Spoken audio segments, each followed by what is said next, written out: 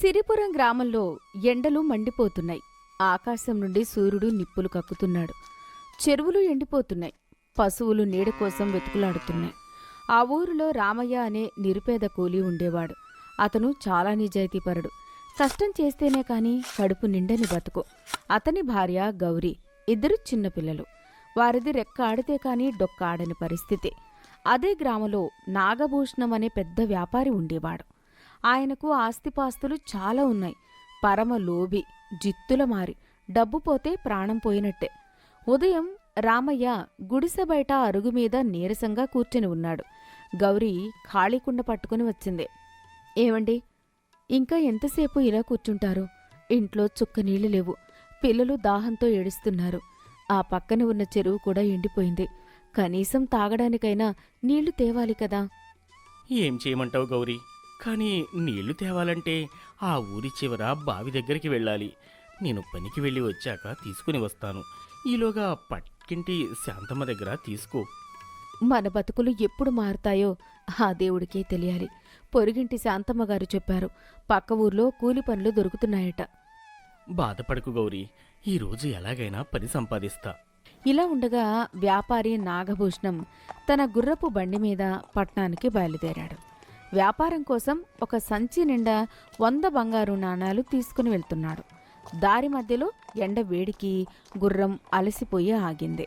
మా జీవితం, ఈ గుర్రం కూడా నాలాగే ముసలైపోయింది.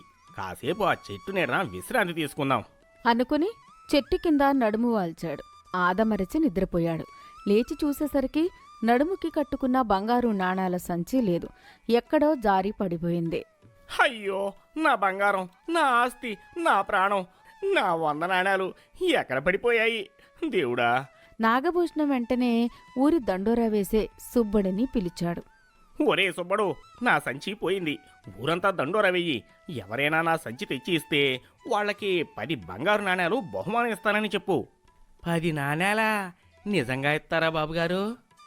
ఇస్తాన్రా, ముందు చాటింపు చెయ్యి. సుబ్బడు డప్పు కొట్టుకుంటూ, వినండి వినండి సిరిపురం ప్రజలారా, మన వ్యాపారి నాగభూషణం గారి బంగారు నాణాల సంచి పోయింది. అది దొరికిన వారు తిరిగి ఇస్తే వారికి 10 బంగారు నాణాలు బహుమానం. ఇది నాగభూషణం గారి వాగ్దానం. రచ్చబండ దగ్గర కూర్చున్న గ్రామస్తులు ఇది విని నవ్వుకున్నారు. ఏంట్రా, ఆ పీనాసి నాగభూషణం 10 నాణాలు ఇస్తాడా? 10 పైసలు కూడా ఇవ్వడు. ఇదంతా ఉత్తుత్తి మాటలే. బాగా చెప్పావు. ఆ మధ్య నా కూలి డబ్బులే ఎగ్గొట్టాడు. ఇప్పుడు సంచి దొరికితే వాడికి ఇవ్వడం కంటే ఆ సంచి తీసుకొని కాశీకి పారిపోవడం పుణ్యమైన దక్కుతుంది. వాడికి ఇస్తే మన మీద దొంగతనం నేరం మోపుతాడు. అవును, ఈ ఎండలో వాడి బంగారం కోసం మనం వెతకాలా? రామయ్య కూలి పని కోసం వెతుకుతుండగా నాగభూషణం ఎదురయ్యాడు. ఎరా రామయ్య, పొలంలో పని ఉంది, వస్తావా? నీళ్లు తోడాలి. వస్తాను బాబు, కానీ నాకొక మనవి. ఈ ఎండలో పని చేయాలంటే ప్రాణం పోతుంది బాబు. రోజుకి 2 అణాలు ఎక్కువ ఇవ్వాలి బాబు. ఏంటి 2 అణాలా? నీకేమైనా పిచ్చి పట్టిందా? నీలాంటి కూలీలు 2 దొరుకుతారు. ఎక్కువ అడిగితే ఒక్క పని కూడా ఇవ్వను. ఆకలితో చస్తావు, జాగ్రత్త. బాబు, కష్టానికి ప్రతిఫలం అడిగాను. చచ్చేవాడిని బ్రతికించేది ఆ దేవుడే, నీ దయాదాక్షిణ్యాల మీద కాదు. ఎంత పొగర్రా నీకు? పో, నీకు పని లేదు పాడు లేదు. నాగభూషణం వెళ్ళిపోయాడు. రామయ్య నిరాశగా ఆకలితో నీరసంగా నడుచుకుంటూ ఇంటికి వెళ్తున్నాడు. ఊరి చివరన ఉన్న పాడుబడిన బావి దగ్గర కూర్చున్నాడు. అక్కడ గడ్డిలో ఏదో మెరుస్తూ కనిపించింది. దగ్గరకు వెళ్లి చూస్తే ఒక తోలు సంచి. రామయ్య వణుకుతున్న చేతులతో దాన్ని తెరిచాడు. లోపల ధగధగా మెరుస్తున్న బంగారు నాణాలు. దేవుడా, ఇవి బంగారు నాణాలు. ఇది ఎవరిదో పాపం. పోగొట్టుకున్నవారు ఎంత బాధపడుతున్నారు. ఇది ఉంచుకుంటే నా పేదరికం పోతుంది, కానీ నా మనశ్శాంతి పోతుంది. పరుల సొమ్ము పాము వంటిది, పాపం చుట్టుకుంటుంది. దీన్ని యజమానికి చేర్చాలి. రామయ్య సంచి తీసుకుని ఇంటికి వెళ్ళాడు. ఏమైంది, అప్పుడే వచ్చారు? గౌరీ, దారిలోనే ఈ బంగారు నాణేల సంచి దొరికింది. ఇది ఎవరిదో తిరిగి ఇచ్చేయాలి, లేదంటే నా ఆత్మ నన్ను క్షమించదు. దొరికిన దాన్ని ఎవరైనా తిరిగిస్తారా? దేవుడు మన కష్టాలు చూసి ఇచ్చాడు, మనం ఉంచుకుందాం. గౌరీ, ఆశపడకు. ఇవి మనవి కావు. అది ఎవరిదో, ఏ అవసరం కోసం దాచుకున్నారో. సరే, ఒక షరతు. వారం రోజుల్లో యజమాని ఎవరో తెలిస్తే ఇచ్చేయండి. లేకపోతే మనమే ఉంచుకుందాం. సరే గౌరీ, వారం రోజులు ఆగుతాను. వారం రోజులు గడిచాయి. నాగభూషణకి నిద్ర పట్టడం లేదు. ఎవరూ సంచి తీసుకురాలేదు.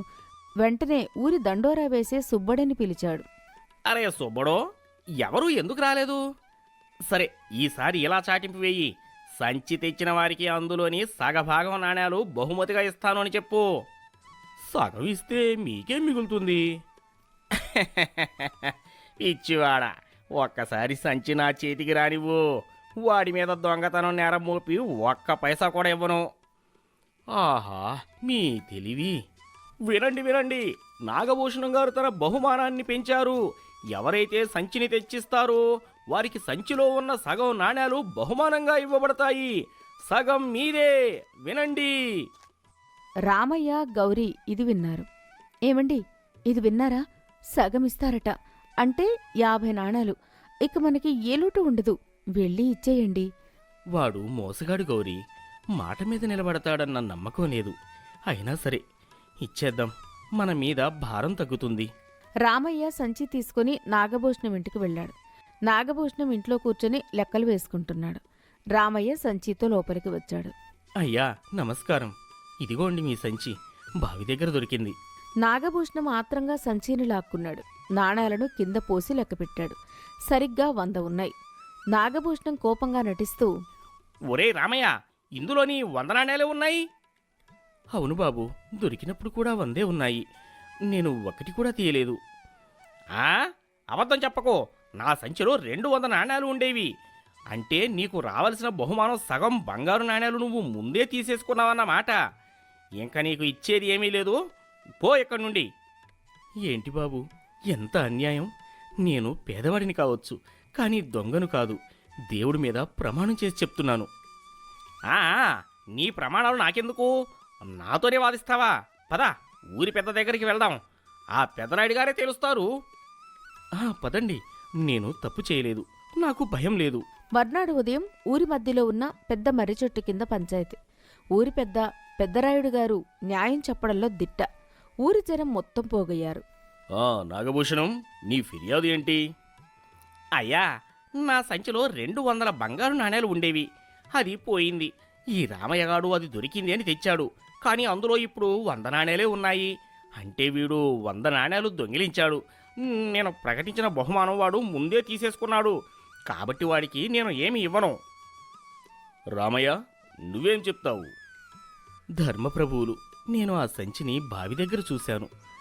అప్పుడు ఎలా ఉందో అలాగే తెచ్చి ఇచ్చాను. నేను ఒక్క నాణెం కూడా ముట్టుకోలేదు. నా భార్య గౌరీ సాక్ష్యం. పేదరికం ఉంది కానీ మాకు దొంగ బుద్ధి లేదు బాబు. ఊరి జనం గుసగుసలాడుకున్నారు. రామయ్య మంచివాడు, వాడేదో మోసం చేస్తున్నాడు అని అనుకుంటున్నారు. పెద్దరాయుడు గారికి విషయం అర్థమైంది. నాగభూషణం పరమ లోబి అని, బహుమానం ఎగ్గొట్టడానికి అబద్ధం చెప్తున్నాడని ఆయన గ్రహించారు.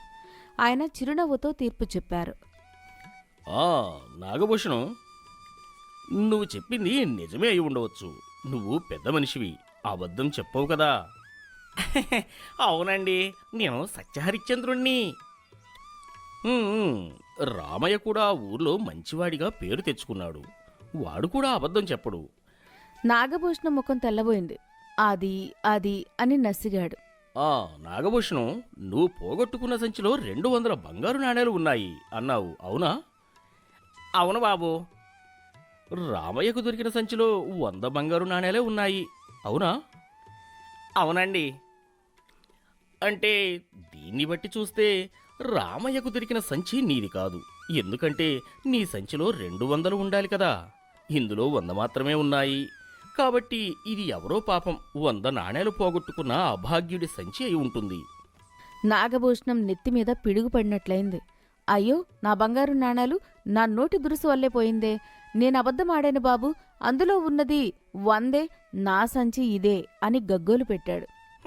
అది అది అది పెద్దరాయుడు గారు. అది లేదు, ఇది లేదు. నీ 200 నాణేల సంచి దొరికేదాకా నువ్వు వెతుక్కో. రామయ్య, ఈ సంచి నీ దగ్గరే ఉంచుకో. 1 నెల రోజులు చూద్దాం. ఎవరైనా వచ్చి నా 100 నాణేల సంచి పోయింది అని ఆధారాలతో సహా నిరూపిస్తే వారికి ఇవ్వు.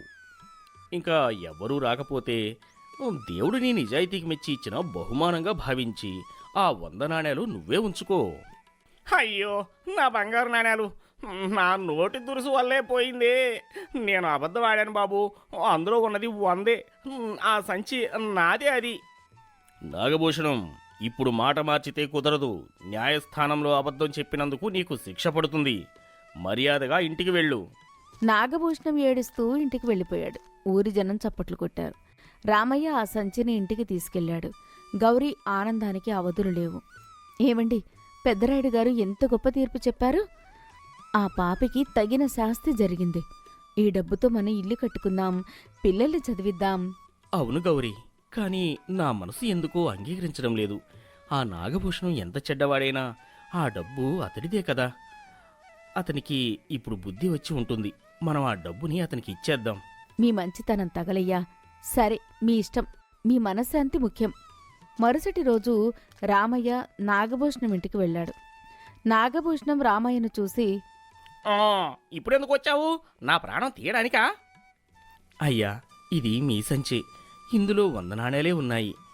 నిన్న మీరు బహుమానం ఇవ్వడం ఇష్టం లేక అబద్ధం చెప్పారు. నాకు తెలుసు. కానీ పరాయి సొమ్ము నాకు వద్దు. ఇదిగోండి మీ డబ్బు. నాగభూషణం నమ్మలేకపోయాడు. ఒక పేదవాడు చేతికి చిక్కిన 100 బంగారు నాణాలను తిరిగిస్తున్నాడా? ఆయన మనసు కరిగిపోయింది. కళ్ళల్లో నీళ్లు వచ్చాయి. రామయ్య, నువ్వు మనిషివి కాదు. నా దురాశ, అహంకారం నన్ను కళ్ళు లేనివాణ్ణి చేశాయి. నన్ను క్షమించు. ఈ రోజు నుంచి నేను మారిపోతాను. నాగభూషణం ఆ సంచిలో నుంచి 50 బంగారు నాణాలు తీసి రామయ్యకు ఇచ్చాడు. ఇది బహుమానం కాదు రామయ్య, నా పాప పరిహారం.